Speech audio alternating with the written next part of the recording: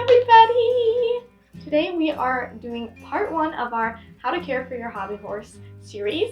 This is going to help teach you a lot of my different tips and tricks that I use to keep my hobby horses looking very neat and happy and still looking like you just made them. Today we are doing how to put on and take off tack properly without squishing their ears or pulling their eyes or anything like that. Okay, let's get started. Okay, I've got Fame with me today and I haltered her up. The first thing I'm going to say is that I do not stable my hobby horses with their halters on because I find that just makes their minky get marks in it. So I only halter them when I'm going to go out, tack up, or take them on a walk or something. So we're going to start by just taking this off. Okay, I took her halter off and now we're going to put on her bridle. So it's a cute little jumping bridle. I'm going to take off the flash for now because I'll show you guys how I like to put that on later. The first thing when you're putting on a bridle is to make sure that your bridle is not messed up before you put it on. So get everything where it's going to go on the horse, like so. So I like to hold the headpiece in one hand and then the bit in the other hand, and then I just hold the noseband up and above their nose while I put the bit in with one of my fingers. And then without shoving my fingers in their mouth, I put the bit all the way in and adjust it until I know it's at the back of their mouth. Gently close their mouth.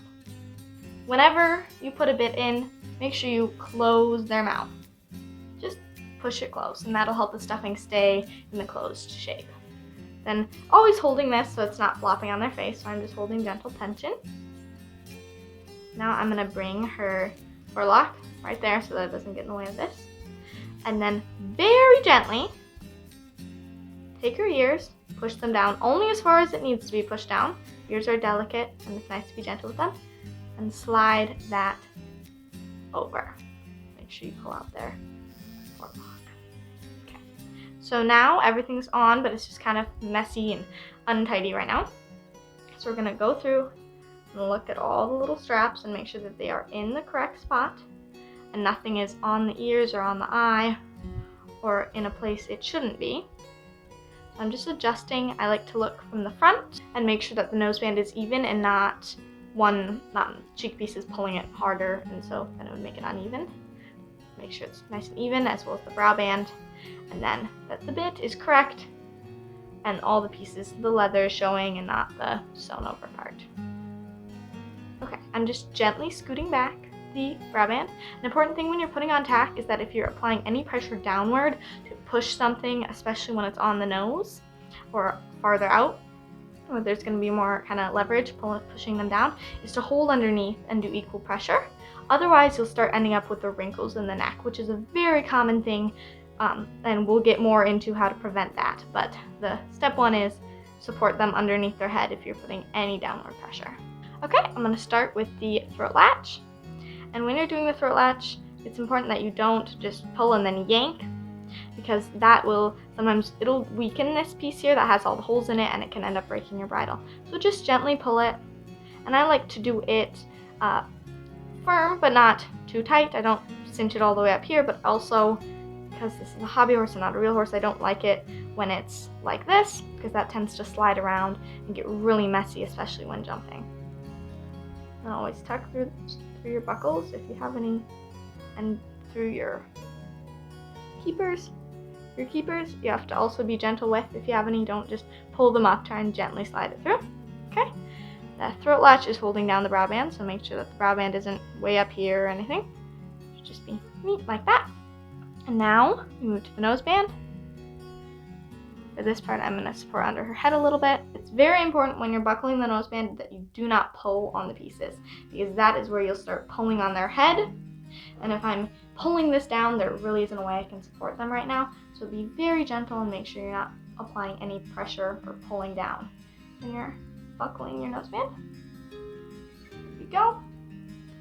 Then again, just checking that it's sitting nicely on your hobby horse's head. And now that you have your bridle on, it's just time for one last check over. Look at everything and make sure that it's sitting nicely and it can move around without being too loose. I'm just pulling this back gently one more time. I'm making sure that my noseband cheek pieces are even. I'm taking her forelock and putting it forward and making sure these sit nicely on top of each other. Even though all of this will get messed up when you're riding, it's quite important that before you ride it's all set up because it will prevent more rubbing, etc. So then check the sides, make sure it's not in their eyes, and that everything seems even, and then you are good to go. But wait, what if you have a flash? So Fame wears a flash. I find this helps if you have a larger bit, or if your hobby horse's mouth doesn't stay closed very well, it can kind of hold the mouth closed to keep it in that shape. Everybody has different ways their flash works, so I'm just gonna put hers on. But then the important part is that the flash goes in front of the bit right here. It does not go on the bit, it does not go under the bit, it does not go anywhere else but right there. And you don't want it to get in the way of the reins or anything else. Move the bit a bit if you have to. While we're on this topic, this also goes for the noseband. The noseband you want to be under the cheek piece holding the bit. So you don't want your noseband to be looking like that. That would be incorrect. So you want it to go under the strap that is holding the bit.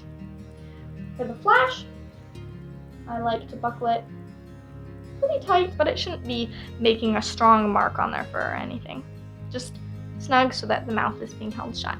So once you're back from riding, you'll want to untack, and here's how I do that. Okie dokie, so for untacking, it's very tempting to just undo all the buckles and just kind of rip it off, but I like to do it slowly and try and keep everything neat and tidy so that the horse doesn't get squished or the tack doesn't get untangled.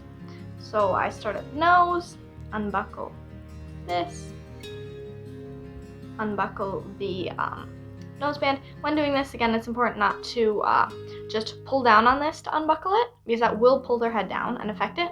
Hold under their nose and apply the same amount of pressure. So instead of just going like that to undo it and pulling it out, so that you're not pulling on their nose at all. Okay, once you're at this point, I like to gather the headpiece in my hand, try and make sure everything's where it's supposed to be. Hold that. And then the eyes are really important, so I'm going to make sure nothing's caught on the eyes. And then just lift it over the ears. As I'm taking it off, I'm just kind of adjusting stuff. And then I grab the bit and slide it out. And then before I hang it up on its hook or wherever you keep your tack, make sure everything is right the way it's supposed to be, so that when you're going to put it on next, it's all set. Now that you've untacked, you'll see there are a bunch of little marks all over her face. This will continue to rub over time, and if you don't smooth it out, it'll make some little marks on your hobby horse's face. So you want to make sure that you smooth it out with your fingers, or that you have a very soft brush that you brush it with. You don't want to use a stiff brush because that will just make it worse. You want to use something that's super, super soft and has small little bristles. So if you don't have a brush, I'll show you how I do it. I generally take my finger, and because Minky kind of just gets stuck sometimes, I rub it up and down, kind of all around, and then I smooth it out. So I just continue.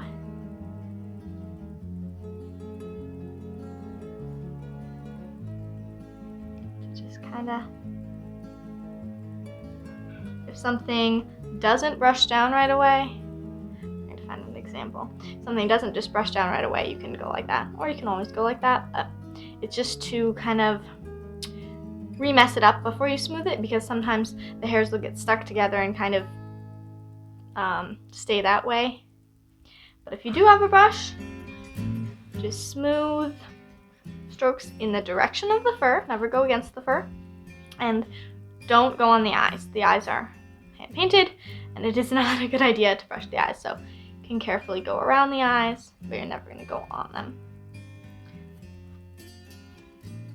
And brushing, I don't recommend brushing your horse all the time before you ride, whatever. I just do it after I ride once lightly to just smooth the Minky out.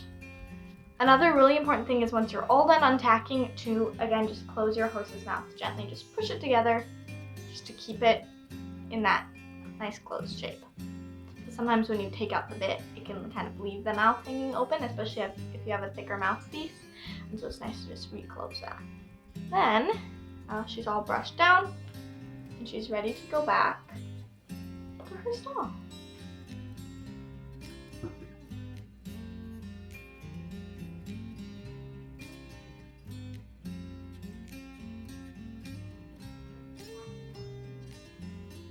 Thank you guys so much for joining me and learning about how I like to take on and off tack, and keep your eye out for more videos in the Hobby Horse Care series.